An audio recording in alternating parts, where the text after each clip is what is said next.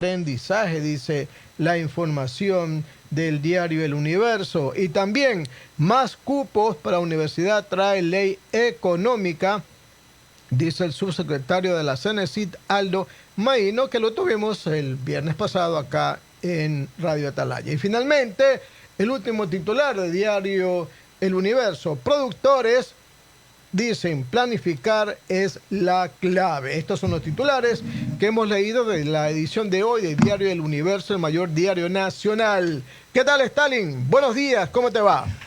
Buenos días, ecuatorianos. Alcides Montilla, gusto en saludarlo. Hoy día lunes 17. No, 11. Perdón, 11, sí, discúlpeme, vi mal, 11. Un palito atravesado ahí en el 1. 17, a ver, perdón, 11. 11. Nuestra compañera Teresa Marchán acaba de incorporarse. Y por cierto, se terminaron todas las maniobras y travesuras constitucionales y abuso de poder de Evo Morales. ¿Travesuras? Travesuras constitucionales. Sí. Acuérdese que forzó tanto la Constitución. Lo vamos a analizar más adelante. Enseguida usted se pone atento al tema, ¿no? Es que es el tema de hoy. Muy bien. Que dice maroma y es verdad, porque el señor andaba queriéndose trepar de El diferentes señor maneras. andaba como un mono. Un mono. De rama en rama. Sí.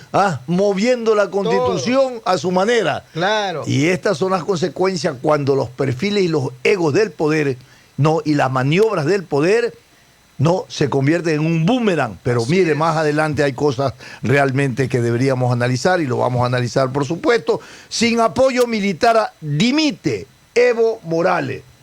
No apagó el juego del fraude electoral con la convocatoria de elecciones. Y finalmente el presidente de Bolivia dimitió a su cargo al verse acorralado por la sublevación popular, abandonado por los militares que exigieron su renuncia y debilitado por renuncias internas. ¿Qué le parece? Ahí vamos a ir más adelante. adelante. Retoma la posta de la lectura de los titulares nuestra compañera Teresa Marchán. Buenos días. Carlitos Pacheco en los controles. ¿Cómo está usted? Muy buenos días a nuestra amable audiencia que, como siempre, estamos gustosos de iniciar esta semana junto a ustedes. Así es, vamos a continuar con la lectura de los titulares de Diario Expreso de Guayaquil. También en su nota principal nos dice: la transparencia fiscal, la gran olvidada de la reforma. Pagar más impuestos o que aumente la masa de contribuyentes. A los cuestionamientos que rodean la reforma económica del gobierno se une la necesidad de mejorar el control del cumplimiento tributario con fines recaudatorios, lo que evitaría sobrecargar a los que ya cumplen sus obligaciones con el fisco y destaparía la incoherencia de actores políticos, sociales o gremiales que llevan un nivel de vida superior a lo que registran en sus declaraciones. Esta es parte de las propuestas para corregir las estrecheces fiscales del país. Por otro lado, también nos cuenta este diario: el IES, despojado de autonomía, se convierte en ente gubernamental. La reforma económica reclasifica a las entidades de seguridad social, pero hay preocupación por esa parte de la ley que aún está en trámite. Así también nos cuenta este diario: España mantiene la incógnita. El reparto de votos no garantiza la mayoría a ninguno. Triunfa la extrema derecha, dice Expreso. Por otro lado, la cuna de Guayaquil se pierde en el humo. La identidad del Cerro Santa Ana como un referente histórico y una parada obligada para el turismo se difumina ante el perfil del ocio nocturno, con discotecas, falta de servicios y de regeneración, y el incumplimiento de la ordenanza municipal que garantiza un ambiente seguro, cálido y libre de agobiantes enganchadores callejeros. Y por otro lado, también el éxito de los Rayados está en sus bases. El semillero del actual campeón de Sudamérica, Independiente del Valle. Bueno, realmente una buena noticia, un bálsamo en medio de todos los acontecimientos que vivimos, no solo en Ecuador, sino en toda Sudamérica. Independiente del Valle, que se coronó campeón de la Copa Sudamericana, dice, es la clave de su vertiginoso éxito. Ayer llegó el equipo a Sangolquí para celebrar con su hinchada. De esta manera concluimos la lectura de Diario Expreso. Y les avisamos que nuestros invitados para hoy serán la directora general del Servicio Nacional de Gestión de Riesgos y Emergencias, Alexandra Ocles, y luego el asambleísta Vicente Tallano. Muy bien. Vamos a repetir el término inicial con lo que empecé, que le llamó mucha atención a nuestro compañero Alcides Montilla. y era relacionado a que se le terminaron las travesuras constitucionales a Evo Morales. Ha renunciado de su periodo presidencial, se ha quedado sin el apoyo de los militares. Ha dimitido Evo Morales. Fundamentalmente del pueblo. ¿Cómo? Más que de la falta de apoyo de los militares, él renuncia por la falta de apoyo del pueblo. Le voy a decir algo. Por el fraude. Le voy a decir algo. Ni el fraude, ni la gente en las calles lo saca. Lo sacaron los militares y la policía. Ah, bueno. No. En esto Al no nos final de perdamos. cuentas, sí, ¿Sabe por qué? Así sale, porque, Claro. porque si en Venezuela Maduro no tuviera el apoyo de los tampoco militares, estuviera gobernando, por pues, hermano. supuesto que sí. Entonces, eso es en la práctica, eso es así. Eso es lo que en la práctica Eso es así. ha sido una decisión de los militares y de la policía que llevan al presidente Evo Morales a dimitir. Ni la información de la OEA, ni nada de esas cosas. El informe fue un detonante. Para nada. Ha sido un detonante, no necesariamente fue una causa. Pero le voy a decir algo, mi querido Alcides. Todas las maniobras constitucionales de Evo Morales, forzar a una constitución para concentración de poder y Claro. permanencia en el poder, Claro. evidentemente, Para empezar. pues, de lo general a lo particular, lo llevó a enfrentar una crisis muy profunda, ¿no?, que ha desembocado en lo que hoy ha desembocado. En el 2006, Evo Morales llega al poder en Bolivia con una población del 60% indígena, con ese apoyo. Sí, porque Sí sabe, ¿no es cierto? muchos ministros son indígenas. Correcto. Y por cierto, su discurso era una refundación, ¿no?, de Bolivia, era refundacional, y no dejó de hacerlo. Es tanto que hasta le cambió el nombre de Bolivia y lo llamó una república bolivariana o plurinacional. Y evidentemente, alrededor de esto, evidentemente sus gobiernos se caracterizaron por tener indicadores sociales y económicos muy interesantes. Nadie lo niega, claro. Durante sí. 13 años hubo un crecimiento del 4.9%. Imagínese usted que no crecía El Ecuador con el ningún 0.2. país, imagínese, ningún país en América Latina. Es decir, que Bueno, en eso... como Chile también por ahí al lado. como Chile. Sí. En eso estaba muy bien posicionado. Sí. En los aspectos sociales, una reducción de la pobreza muy interesante, ¿no?, en Bolivia. Y, por cierto, en el marco de la redistribución de los ingresos también hubo unas prácticas a nivel de políticas de gobierno muy importantes. También ha habido una reducción importante del analfabetismo. Es decir, también su práctica de gestión de poder y de gobierno estuvo matizado por un modelo ortodoxo, a veces heterodoxo, ortodoxo apoyado a veces por el Fondo Monetario Internacional, el Banco Mundial, que veían con mucho interés la gestión de este gobierno, ¿no?, y también pues el apoyo de los sectores progresistas de izquierda y democráticos de América Latina. Me parece que eso, estaba muy bien posicionado su rol de gobernante de Evo Morales en Bolivia. Luego se lo acusó de que este proceso respecto al ejercicio de su gobierno tenía sesgos totalitarios. Cuando hubo una consulta respecto a su reelección, que la perdió, sin embargo, se forzó a que se reforme un artículo en donde se limitaba, evidentemente, una reelección. Que no podía reelegirse. Y no podía reelegirse, No. el pueblo dijo no, Claro. sin embargo, después se forzó a este artículo. Un referéndum vinculante. Un vinculante, y fue a través de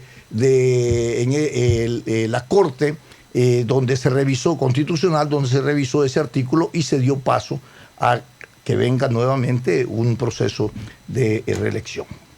Ganó esa reelección y evidentemente lo que hizo fue decir que la segunda, no, ya no era la primera, claro. o viceversa. Entonces hizo 4 en 2. Porque cuando se refunda la República Nueva de Bolivia, entonces para él era la primera. Era la primera vez que iba a ser candidato. Que iba a ser candidato, ¿verdad? Como decimos vulgarmente en la costa, Ahí se presenta, política. anda con el 63%, evidentemente, hasta estas últimas elecciones que se generaron en una denuncia de conflicto.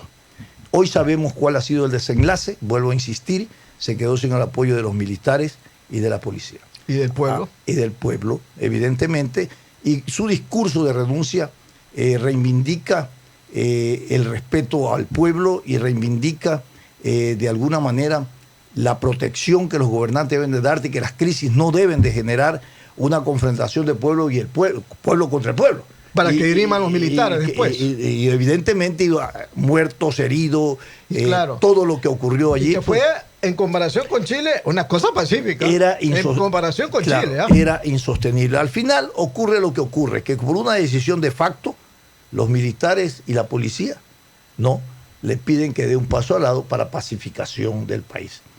Evo Morales asumió y acogió este planteamiento frente a la situación de crisis que había y presentó su renuncia. Pero originada por el fraude, estimado Stalin. El fraude se originó acompañado de la tiranía. Los números económicos no importan a veces cuando hay fraude y hay tiranía. Ese es el problema. Yo le digo una cosa. El fraude fue tan democrático el inicio de este proceso de reclamación de la gente en la calle por el fraude, que se admitió la intervención de la OEA. Que Evo Morales acogió inclusive el informe. Pero ya lo último. Cuando ya presenta el informe la OEA. ¿No? Sí, pues. Acogió el informe y dijo, señores, voy a cambiar a todo el Consejo Nacional Electoral. No era suficiente. Pero él no puede hacer eso, pues. Bueno, así es. El presidente cambiando a los órganos electorales. Allá no sé cómo es la Constitución, si los porque nombra. él hasta convocó a elecciones, él no puede convocar elecciones. Ver, no es como que el Tribunal Supremo Electoral convoque a sesiones del gabinete, pues no le parece. Está bien, no. O sea, habría que ver cómo es la Constitución allá. Pero raro, realmente. Aquí no puede elegir el presidente a los miembros del Consejo Nacional Electoral. Allá de pronto sí. O sea, no sabemos. O sea, bueno, al final. Sí, porque eso hizo antes. Convocar a elecciones otra vez. Al final, quien lo dejó sin apoyo fueron los militares sí. y la policía. Entonces, a mí lo que me preocupa es lo siguiente. Como siempre, se reedita en la historia, en escenarios diferentes, con actores diferentes, ¿no? Dice que la historia se repite una vez como tragedia y otra vez como comedia. Y al final... ¿Te parece poeta? No. Al final, ¿qué va a pasar, no?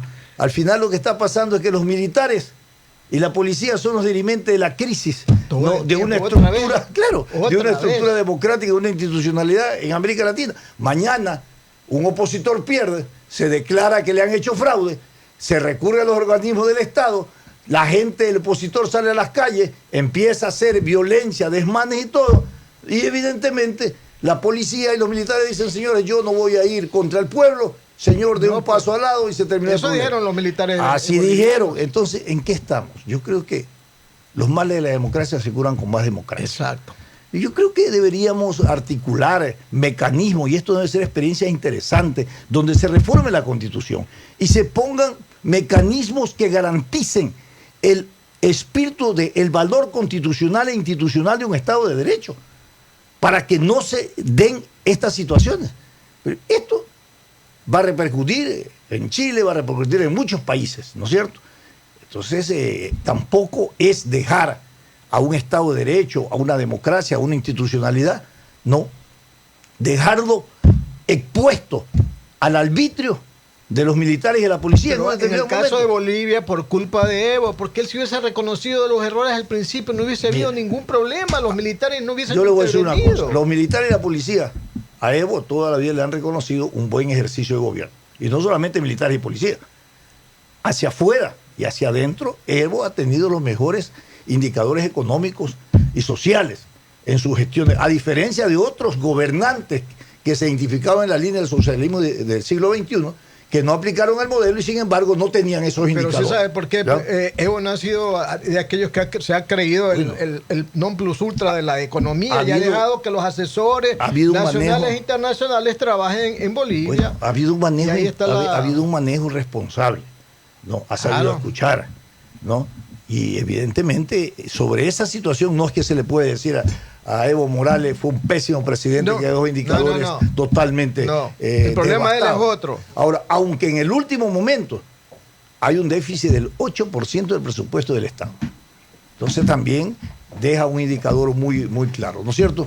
Alexandra Ocle. Le damos la bienvenida, está con nosotros. Teresa, buenos días. Así es, cuando son las 6 de la mañana con 45 minutos, tenemos ya junto a nosotros aquí en la cabina de Sin Amarres a nuestra primera invitada. Es un gusto recibir a la Secretaria Nacional de Gestión de Riesgos, Alexandra Ocle. Alexandra Ocle, usted nos escuchó cuando estábamos en la introducción de este programa. Sí sería importante tomar una primera lectura suya respecto de lo que ha ocurrido en Bolivia. ¿Era esperado que a través de los militares y de la policía que le piden que dé un paso a un lado a Evo, la solución de esta crisis, o lo veíamos en otra dimensión? Buenos días y bienvenido.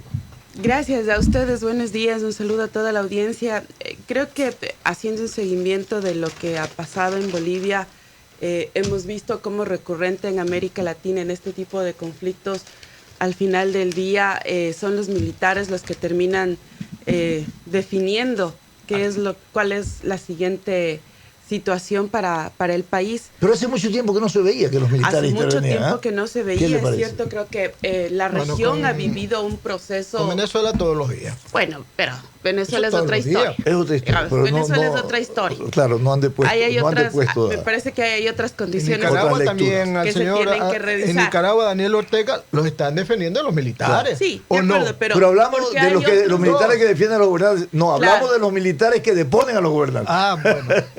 Bueno, sí. Son dos cosas. Pero igual los militares están ahí. Pero sí. También en ese caso, en cualquier momento, también los militares pueden dar la espalda y termina sucediendo lo que hoy está sucediendo en Bolivia. Y creo que en ese sentido, me parece que nuevamente ponemos en un hilo la democracia, ¿no es cierto?, vuelve a ser absolutamente frágil. A pesar de años de estabilidad democrática, ¿no? A pesar de un proceso de transformación que vivió Bolivia y otros países de la región. A partir de los procesos constitucionales se dio paso aparentemente a un proceso de fortalecimiento de la institucionalidad, de la democracia, pero vemos cómo en este contexto hay también algunos elementos que en el ejercicio de la política y de la gestión gubernamental se tienen que revisar. Lamentable de verdad lo que está sucediendo en Bolivia.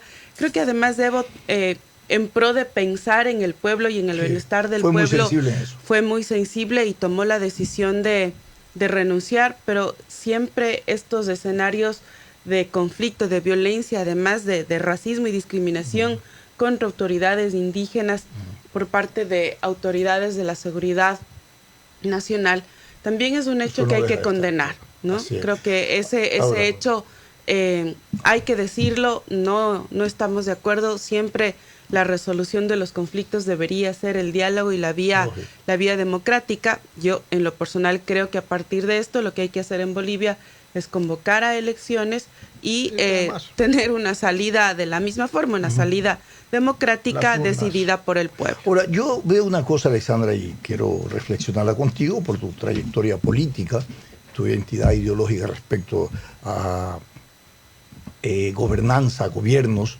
y digo, Bolivia no demanda, como demandaban tradicionalmente los ciudadanos, reivindicaciones de orden económico de ninguna índole, ni sociales.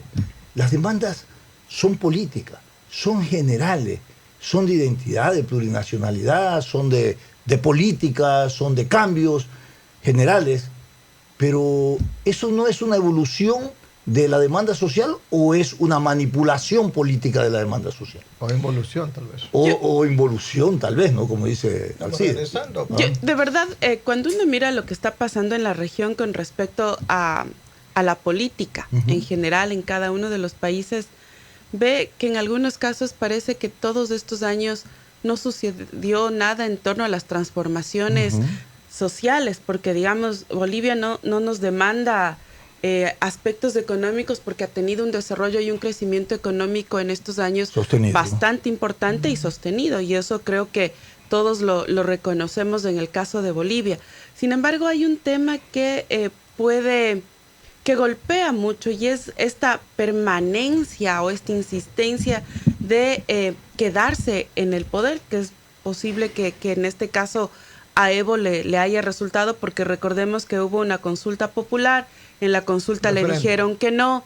A pesar de todo eso, Evo se candidatizó, y algunos temas, digamos, que a la ciudadanía le pueden afectar es precisamente esta necesidad de permanecer en el poder como si fuera el único gobernante 13 años, que puede 9 meses, hacerlo. oiga. Claro.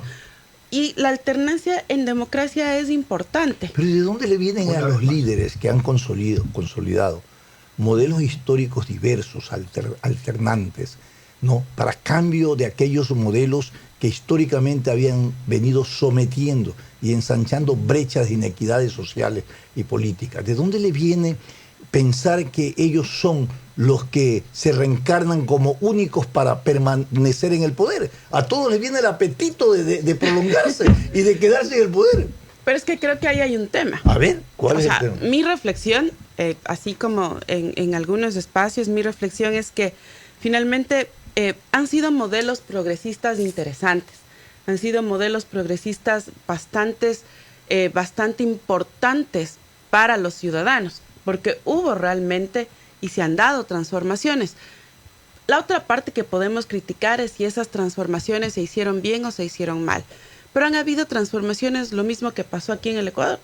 Hubo transformaciones fundamentales, hubieron transformaciones fundamentales, y a partir de eso me parece que también el entorno hace que ese líder crea que es el único, casi el salvador de la patria, que puede resolver los problemas del país. Ya, Sin pero embargo, un error entonces, Alexandra, es no haber trabajado en la alternancia. No haber trabajado en la alternancia, no haber trabajado en la construcción de cuadros políticos que puedan relevar, pero porque lógico, también pues, la otra uno forma de pues, los líderes sostener el proyecto político lógico. Es tener cuadros, ¿no es cierto?, que puedan hacer el relevo y todo que el puedan tiempo pasado. consolidar. Pero tú lo has dicho, o sostenemos el modelo exitoso que de transformación, pero o sostenemos al líder. Claro. O sea, ¿cuál de las dos cosas pesa más en el desarrollo y lo que histórico pesa es del modelo? Claro. Porque si el modelo funcionó, entonces entremos por ese lado. Pero Correcto. hay que hacer la alternancia, porque también eso a la ciudadanía le molesta que un líder del partido, una autoridad esté 500 años en el poder, ¿no es cierto? Y eso genera siempre una serie de complicaciones. Cambiemos de tema porque nos apresura el tiempo. Sí. ¿Cómo estamos en infraestructura para el tema de los tsunamis en el Ecuador? ¿Qué tsunami? ¿Que va a ir tsunami? No, pero por si acaso hay Uno que, nunca riesgo sabe. y emergencia. hay que prevenir siempre. Riesgo y emergencia. Vamos a ver. Para Uno prevenir nunca sabe, los decimos desastres, nosotros, así es. Así Bueno, es, contarles, tenemos una buena noticia. Nosotros veníamos trabajando conjuntamente con algunas instituciones, sobre todo los institutos técnicos científicos, en la implementación de la segunda fase del SAT Tsunami, del Sistema de Alerta Temprana por Tsunami. Nos faltaban varias provincias costeras. Hemos ya completado en este proyecto todo el perfil costero y la región insular está cubierta ya por nuestro sistema de alerta temprana para detección de tsunamis con toda la infraestructura, es decir, las sirenas, la señalética, los mapas, las boyas. Hoy precisamente le entregamos al INOCAR estas boyas que son fundamentales para la detección de anormalidades en el mar y que obviamente procesan toda la información y detectan tsunamis. Así que están bien preparados. Estamos preparados con la infraestructura. Pero quiero falta preguntarle la otra parte. Sí. La cultura de desastres. Cuénteme cómo avanzamos, porque si no hay una corresponsabilidad, así es. esto es imposible. Usted Obras puede tirar de todo lo que quiera en obras de infraestructura. investigación. Si no hay eso, es imposible. Hay dos temas que quizás ahí es importante. Y por un lado, ustedes han dicho una palabra que es absolutamente fundamental y es la corresponsabilidad en este proceso. La una parte la hacemos las instituciones, claro, ¿no es cierto? Y en eso hemos venido trabajando. Yo me he dado toda la vuelta al país hablando y reuniéndome con las autoridades locales precisamente para que puedan trabajar en la reducción del riesgo a partir de las obras de mitigación. Y la otra parte es la ciudadanía, es decir, qué tanto está participando la ciudadanía, los ecuatorianos, como suele decir mi madre, somos llevados por el mal, porque hasta que no nos pase el desastre, no corregimos, ¿no es cierto? Y no hacemos conciencia. Pero creo que ha habido, hay ejercicios y experiencias interesantes en el territorio en donde la gente está comprometida. Yo resalto mucho lo que ha hecho Portoviejo después del terremoto. Es una ciudad que se está reconstruyendo como una ciudad resiliente, una ciudad mucho más segura, una ciudad que ha generado toda una serie de mecanismos y que en la política de gestión del municipio ha incorporado todos estos elementos. Entonces, hay una planificación. Salinas está haciendo lo mismo a través también del apoyo del proyecto de JICA con la cooperación japonesa. Así que hay cosas que están pasando que son súper interesantes. En este caso, por ejemplo, con el sistema de alerta temprana, hay una inversión del gobierno de aproximadamente $30 millones y es realmente importante. Y a eso está sumado también la capacitación que hemos hecho a los ciudadanos en todo el perfil costero. Obviamente todavía nos falta cubrir todas las zonas, pero hemos hecho una capacitación interesante y se han conformado los comités comunitarios de gestión de riesgos. Eso es en territorio. Sí, eso está en territorio. ¿Cómo es esa articulación? ¿Cómo se articulan? ¿Se articulan con los gas municipales, parroquiales? ¿Cómo se articulan? Es importante saber. La construcción de los comités es una propuesta que nos permite aproximar al ciudadano a este tema, ¿no es cierto?, a la gestión de riesgos. Lo hacemos a través de las instancias ya creadas, es decir, la Federación de Barrios o la directiva de los barrios o de las comunidades. Vamos por ese lado, digamos, no se intenta aumentar nuevas organizaciones, sino que a partir de la organización existente, sea barrial, comunitaria, nosotros entramos a plantear la necesidad de generar mecanismos de autoprotección. Nos aproximamos ya al invierno, estamos armando una serie de brigadas que van a empezar a trabajar en torno a información que es importante, y lo vamos a hacer conjuntamente. ¿Ya tiene datos con INOCAR y del INAMI sobre los comités comunitarios? Tenemos ya algunos datos.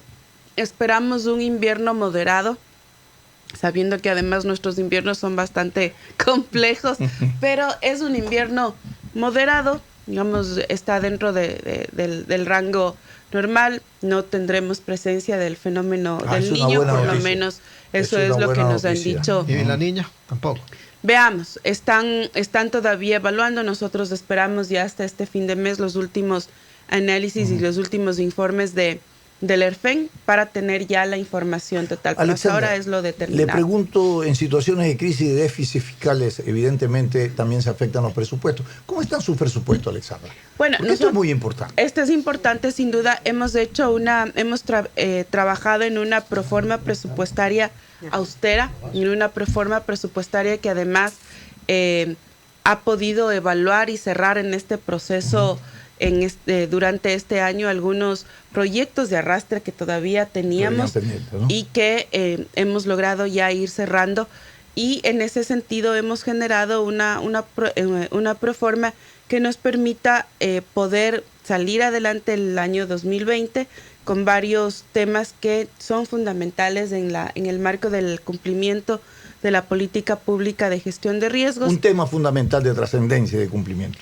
Bueno, a ver, ahí está. Nosotros estamos trabajando en el Plan Nacional de Reducción de Riesgos. Recordarán que en el 2018 le entregamos al país el Plan Nacional de Respuesta.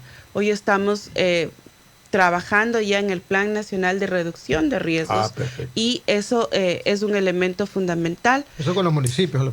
Eso también es con los municipios, sin duda es con los municipios. De hecho, hemos trabajado en una guía metodológica para la incorporación de la variable de gestión de riesgos en los planes de ordenamiento territorial. No había eso, ¿no? No, para que los municipios puedan planificar y tener recursos para la reducción del riesgo, para las obras de mitigación. Siempre les molesto a los alcaldes y les digo que en vez de hacer un mega farrón para la ciudad, le quite un poquito un porcentaje. Y le pongan limpieza. Es que yo no digo que no haga la fiesta, claro que haga la fiesta, pero que además celebre que la suya es una ciudad segura. Segura, ¿no es cierto? Y para eso necesita recursos. No es una ciudad tan segura, es muy vulnerable. Guayaquil no es una ciudad tan segura en general. Sí, de acuerdo, totalmente muy vulnerable. de acuerdo. Es una ciudad vulnerable como lo es Quito y por eso hay varios temas que estamos trabajando con los municipios. Por ejemplo, la aplicación de la norma ecuatoriana de construcción, el reforzamiento de infraestructura educativa y de salud, que son también temas importantísimos. Después del terremoto del 2016, hay que tomar muchas medidas. Pero también ahí las medidas hay que tomarlas desde la ciudadanía. Es decir, si yo voy a construir mi casa o voy a construir un mega edificio, necesito cumplir con la norma ecuatoriana de construcción, necesito que esos elementos sean considerados. No solo quiero ir a sacar el permiso, sino también tener la responsabilidad de proteger a quienes van a utilizar esa infraestructura. En seguridad y desastre, por lo que usted nos comenta, estamos bien, hemos avanzado en infraestructura, está presupuestado, hay un plan nacional. ¿Por qué no se pone a trabajar en una guía sobre seguridad y desastre de la política en el país? Seguros. A ver. Ahí, ¿cómo le pregunta usted? Me dejó sorprendido. Una guía de desastre político. Había un dicho que dice que el país no va a ser destruido por terremotos ni nada, sino por la política. Solo que esos riesgos no me tocan a mí. Muy bien, Alexandra. Muchísimas gracias por haber estado con nosotros. A la orden. Cuando venga usted, no tiene que esperar convocatoria, venga, porque es importante que la población esté informada de esto que es parte de nuestra vida, que debemos estar preparados. El tema de la corresponsabilidad social es muy importante y nosotros desde estos micrófonos la vamos difundiendo progresivamente. Mándenos todos los boletines, todas las acciones, que aquí se las difundimos. Muchísimas gracias a ustedes, siempre un gusto. Gracias. Hemos dialogado con la ministra, secretaria nacional de gestión de riesgos, Alexandra Ocles, en temas importantes sobre la prevención y la reducción de los riesgos. Nos vamos a una pausa comercial cuando son las 7 de la mañana con 2 minutos, pero antes les recordamos que los 5 pasos peatonales inclusivos con ascensores y paraderos que se construirán en la vía La Costa son parte del camino de la innovación de la ATM y la Alcaldía de Guayaquil. Sigamos recorriendo juntos el camino de la innovación. Este es un programa de opinión, categoría O, apto para todo público. El siguiente es un espacio publicitario apto para todo público. En Posorja, la escasez de agua y las tarifas altas quedaron atrás. Con la planta de agua potable soy feliz, porque sale agua en la llave de mi casa y hasta en la ducha. Hasta la comida que hace mi mujercita está más rica. ¡Que vengan más obras así! Con la planta de tratamiento de agua potable, entregamos bienestar, salud y progreso a más de 30,000 habitantes en Posorja. Para EMAPAC, cuidar el agua es salud. EMAPAC, supervisando a Interagua en coordinación con la Alcaldía de Guayaquil. Haciendo realidad nuestros sueños.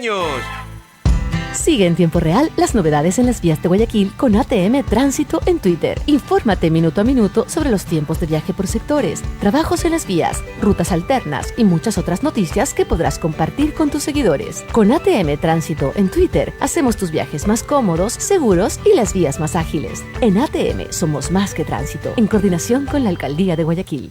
Una celebración que se traduce en obras necesarias para todos. La remodelación completa del Mercado Central con comodidad para vendedores y clientes. Lista la etapa 12 del Malecón del Estero Salado. La primera electrolinera del país para dar carga a vehículos eléctricos. En la autopista Narcisa de Jesús, junto al Parque Samanes. El nuevo paso peatonal en la Narcisa de Jesús, frente a la cooperativa Valle de los Geranios. Pavimentación y colocación de carpeta asfáltica en decenas de cooperativas populares. Revisa el detalle de obras en guayaquil.gov.es y soñemos en grande. Soñemos en grande, Guayaquil. Alcaldía de Guayaquil. El café caliente con patacón y queso no lo cambio por nada. Así como el ceviche, el encebollado o el cangrejo cuando no está en vega. Si tengo calor, nos vamos a playa, paseamos por el Malecón o el Cerro Santana. Somos gente alegre, pero luchadora, que con una sonrisa solucionamos todo. Y los problemas, que se vayan por la sombrita. Aquí somos los que estamos y estamos los que somos. Por eso, mi Guayas no lo cambio por nada. Guayas, donde crece todo lo que somos. Gobierno del Guayas. ¿Cómo nos ha cambiado la vida aquí en Tenguel? Con la construcción del alcantarillado y la planta de tratamiento, ahora ya tenemos un ambiente saludable. Y eso de los pozos sépticos, ya es historia. Aquí ya se sienten mejores aires. Con la nueva planta de tratamiento de aguas residuales en Tenguel, entregamos salud, bienestar y un mejor ambiente a más de 11.000 habitantes en Tenguel. EMAPAC, supervisando Interagua en coordinación con la Alcaldía de Guayaquil. Haciendo realidad nuestros sueños. En noviembre, con tu carro revisado, todos estamos más seguros. Este mes la revisión técnica es para los vehículos con placas terminadas en dígito 0. Saca tu turno ingresando a www.atm.gov.es para elegir el día y la hora más cómodos para ti. Recuerda que en los primeros días del mes recibes descuento en tu tasa de revisión del 10, 15 y hasta 20%. En ATM somos más que tránsito, en coordinación con la Alcaldía de Guayaquil. Celebramos octubre con obras increíbles. Avanza el nuevo puente Guayaquil-Daule a la altura de La Joya en La Aurora. La aerovía cada día está más cerca. Ahorro de tiempo y dinero para los ciudadanos. Entregamos 400 títulos de propiedad en mi lote y además 1.000 nuevos títulos para los beneficiarios de Socio Vivienda y Monte Sinaí del convenio Alcaldía de Guayaquil y Midubi. En agua potable y alcantarillado, obras listas para Las Delicias, Caimito, La Pradera, La Chala, Mapasingue y María Paidal. En total, 1.400.000 personas beneficiadas y muchísimos más proyectos en contratación. Revisa el detalle de obras en guayaquil.gov.es y soñemos en grande. Alcaldía de Guayaquil. Fin del espacio publicitario. Usted está escuchando un programa de opinión, categoría O, apto para todo público. Sin amarres, una mesa de diálogo donde sobresalen los temas de mayor interés social, económicos y políticos del país. Sin amarres, bajo la conducción del sociólogo Stalin Poveda Granobles.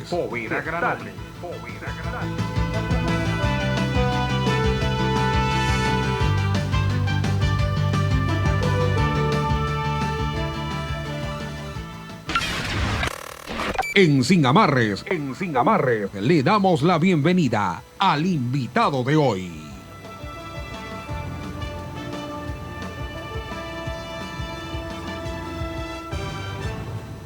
Las 7 de la mañana con 7 minutos. Nos reintegramos ya a su programa de análisis y opinión Sin Amarres. En este momento damos los buenos días y la bienvenida al asambleísta Vicente Tayano.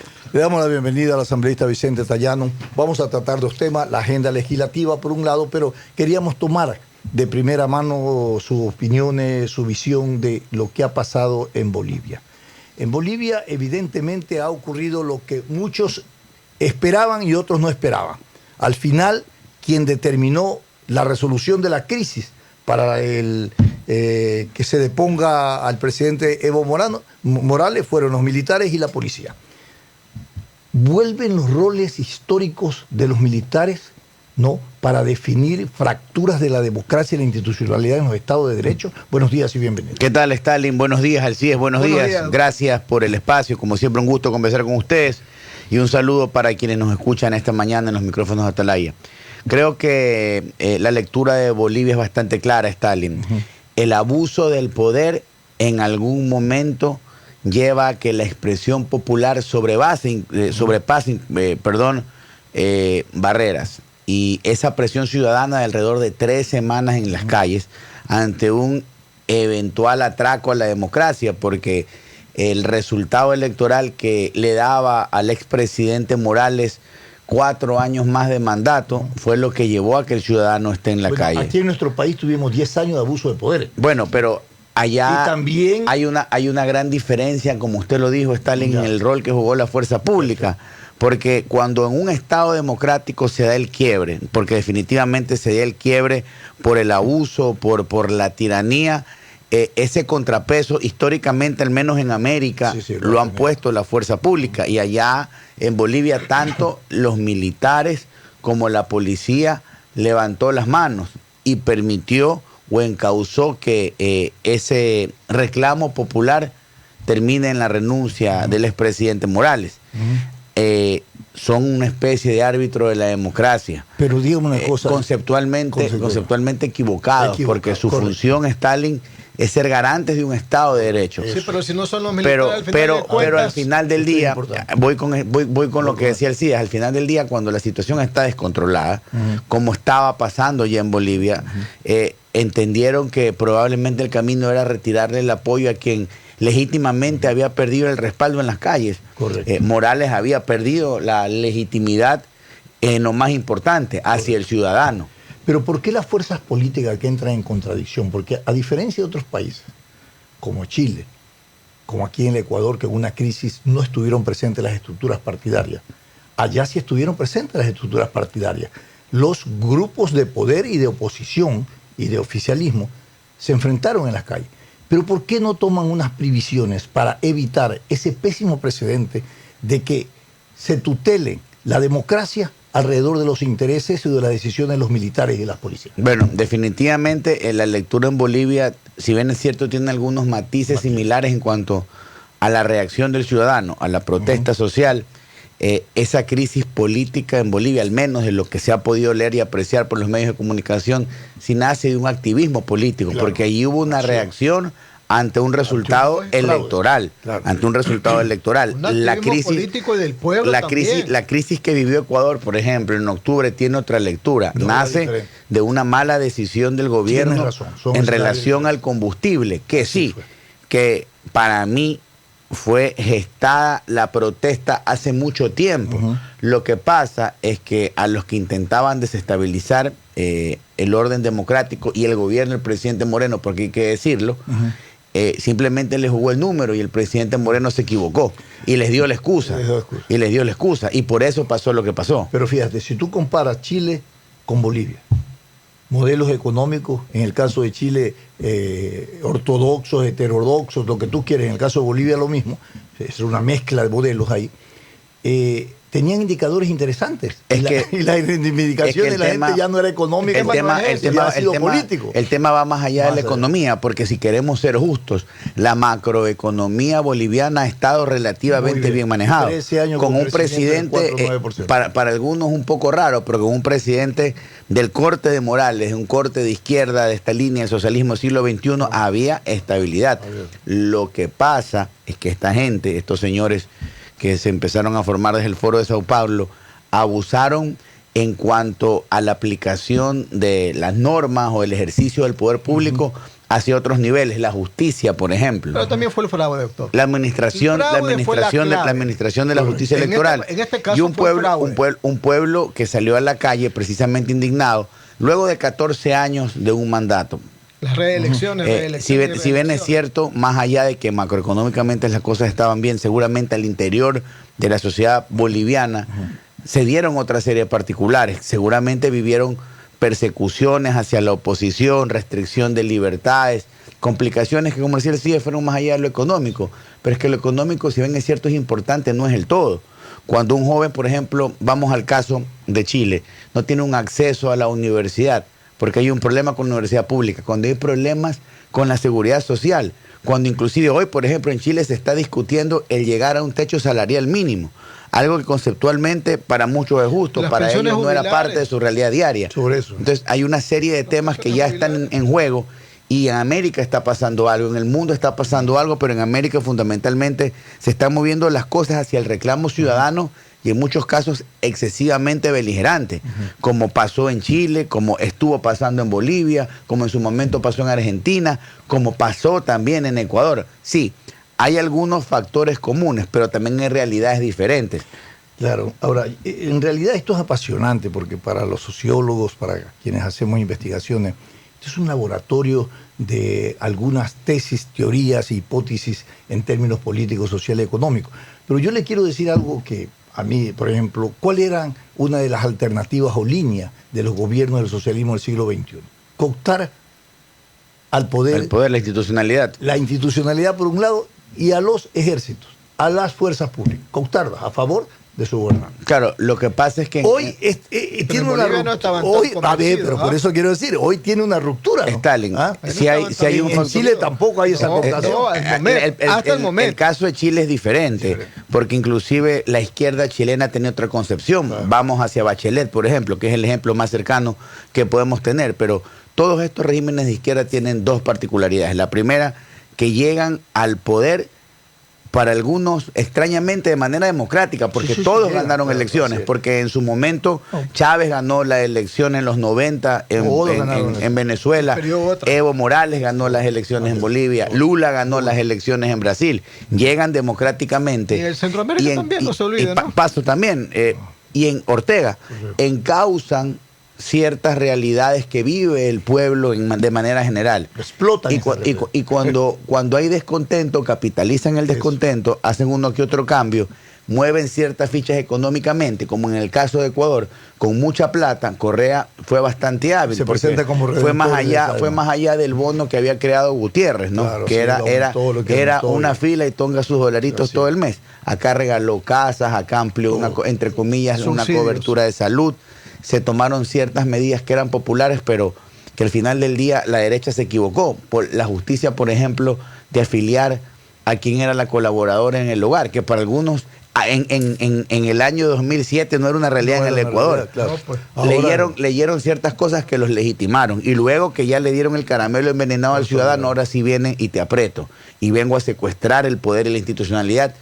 Ese es el primer factor común. Y el segundo es que finalmente siempre lo que pasa es en beneficio de unos cuantos, en beneficio de ese círculo de poder. Y ya cuando el pueblo deja de recibir ese cúmulo de beneficios en gran parte, reacciona. Y eso fue lo que le pasó a Morales, más allá de lo económico. Esa es la segunda etapa. Porque la primera etapa es lo que usted dice, ¿no? Es decir, lo atractivo a través del populismo de entregar todo, cuando hay dinero, cuando se termina, ahora viene un poco... Pero ahora, y usted que es sociólogo, Stalin, y bueno en el análisis, porque hay algo que llama la atención. Nuevamente, usted encuentra que el ciudadano está entendiendo su poder para decidir, inclusive para reclamar. Lo preocupante es quiénes son los líderes que causan eso. Claro, ese es el caso de Bolivia. En el caso de Chile no es así. No, en Chile es diferente, de acuerdo. Sí. Pero aquí en Ecuador, vamos al tema. Vamos al tema de lo que pasó en octubre. Un ciudadano descontento en la calle, sí, se juntaron varias cosas, Stalin. Una movilización del movimiento indígena que para mí se salió de contexto, porque el movimiento indígena tiene un justo derecho no solo a reclamar, sino a proponer, como ahora lo han hecho con un plan económico. Ahora, el análisis es distinto. Si usted me pregunta el contenido de lo que escribió el señor Dávalos, yo le puedo decir que es impuesto, más impuesto, más impuesto, y tiene algún par de cosas interesantes, como por ejemplo lo del IVA. Habrá que buscar si es que eso llega a ser adecuado o no, pero para eso los señores tienen que ganar las elecciones y democráticamente su modelo de trabajo, desarrollarlo dentro de la institucionalidad. Pero eso es otra discusión, pero su derecho a proponer siempre tiene que estar, y a algunos no les gusta, y es allí cuando se equivocan, porque ahí viene el sectarismo. Lo que pasó es que se le fue de la mano, se juntó delincuencia común y se juntó el golpismo correísta. Esa es la verdad. Eso, y súmele por ahí el descontento de ese joven que no tiene trabajo, de ese hombre de más de 45 años que perdió su empleo y prácticamente está condenado a no volver a trabajar. El jubilado recibe poca pensión. El jubilado, los problemas de salud, los problemas en la universidad pública, una serie de cosas se juntaron y fue un estallido. Pero lo que preocupa en Ecuador es quién va a canalizar o encauzar eso para bien. Porque luego empieza a sonar Stalin sociológicamente el famoso outsider. Entonces aparece un Mesías con un discurso contra el sistema, pero al final del día en la forma parecen buenos, parecen capaces, pero ya cuando llegan al ejercicio del poder, que es lo que le pasó a Correa, simplemente eso termina siendo un fiasco. Eso es lo preocupante. De allí la importancia del partidismo, la importancia de la trayectoria de un político, la capacidad para poder conducir no un país, vamos a una ciudad, vamos a una provincia. Un empoderamiento social legítimo a nivel de los ciudadanos, como acaba de anotar Vicente, debe ser conducido, debe ser orientado con liderazgos y referentes. Y eso nace desde las estructuras partidarias. Absolutamente. Nace de la alternabilidad que los dirigentes y la formación de escuelas ideológicas tienen que formarse alrededor, si no movimientos espontáneos que sabemos cómo nacen, no sabemos cómo terminan, y ahí están las consecuencias. Porque desarticulan todo. Stalin, porque no hay una concepción, y cuando hablamos, es una concepción, voy más allá de lo ideológico. Cuando usted va a gobernar algo, usted tiene que tener al menos económicamente claro cuál es su tesis, a dónde va a llevar. Por ejemplo, ahora lo que estamos discutiendo, ¿qué va a hacer con el manejo del presupuesto del Estado? ¿De dónde va a fondear un déficit? Más impuestos, menos impuestos, incentivos, deuda, alianzas estratégicas. En el caso de Ecuador es sencillo. Alguien me preguntaba el fin de semana, a ver, he visto al Partido Social Cristiano, me decían un poco inclusive en un tono elevado en contra del proyecto de ley. Y es que no podemos votar por más impuestos. ¿Y cuál es el camino? Nebot lo esbozó clarísimo, desde la productividad, desde el agro. Y si usted me pregunta a mí, un gran problema de nuestro déficit está dado en el monto que está asignado al servicio del pago de la deuda. Tenemos que, si bien es cierto, y hay que reconocerlo, el gobierno ha estado empujando y trabajando en ese sentido, y también se anuncia ya en el nuevo presupuesto un recorte importante en el sector público de gasto. Vamos a ver el costo social, porque ese recorte va claramente a sacar gente. Vicente, vamos a hablar de la ley de crecimiento económico. ¿Vamos antes con nuestros anunciantes o vamos a un mensaje? Recordarles a nuestros oyentes que estamos dialogando con el asambleísta Vicente Tayano precisamente sobre la reforma presupuestaria. Crecimiento económico. Esta ley de crecimiento económico, que otros dicen que es el crecimiento de los antagonismos, de las confrontaciones, porque no tiene consenso, ni dentro de la Asamblea, ni fuera de la opinión pública a nivel de quienes hacen opinión sobre el tema económico en el país. ¿Cuál es el destino de esta ley si no hay consenso dentro de la Asamblea? ¿Cómo va a ser el mecanismo de debate? ¿Va a ser por capítulos, por artículos? ¿Qué va a pasar? Mire, lo primero, dijo alguien, Stalin. Hay un error de fondo en esa ley. Es una ley muy compleja, muy amplia y multitemática. Trata de política fiscal, trata marco regulatorio, trata impuestos por otro lado y pretende, entre comillas, generar incentivos por otro lado. Primero, como abogado le puedo decir que ya nace mal, porque la Constitución es clara. Un económico urgente debe tratar una materia, no varias materias. Solo una pregunta, si se aprueba así en esa condición, uno puede pedir esa ley estaría de muerte no solo por eso, por la múltiple temática, sino que ha habido un muy mal manejo ya en lo operativo. ¿Cómo se genera esta ley? Hay 2 debates al interior de una comisión. Esos 2 informes llegan al pleno para discutirlos y el segundo se vota, ¿de acuerdo? En relación al informe para primer debate que hizo la comisión manejó muy mal el tema. No solo que no hubo un debate interno de los conceptos, que era lo necesario, simplemente una lista de comparecencias. Se llamaron a todos los ministros vinculados con el tema, a todos los funcionarios vinculados con el tema, uno que otro opinólogo, y simplemente se impusieron temas. Tanto así que hay legisladores como Henry Kronfle, que en el propio pleno denunciaron que ese informe que nos habían puesto en conocimiento los legisladores, habían varias cosas que no fueron ni siquiera discutidas a la comisión, que se habían cambiado documentos que servían de anexo para el tema. De allí nace un tema de nulidad.